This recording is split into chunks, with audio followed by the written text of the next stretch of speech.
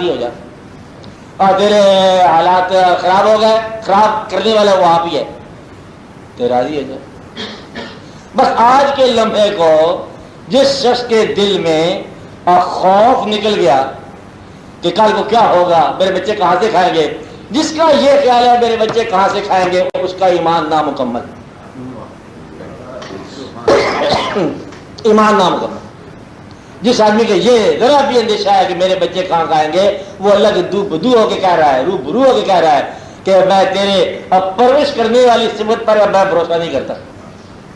آپ سمجھ رہے, پالنے والا اللہ ہے تو پھر تجھے پالنے کا فکر کس بات کا, تو نے اللہ کو پالنے والا ہی نہیں مانا, اس لیے تو آپ پالنے کے فکر میں پڑا ہوا ہے. آپ بات سمجھ رہے ہیں, تو گویا کہ اللہ کو جس نے مان لیا پھر اپنی زندگی میں گلا کس بات کا.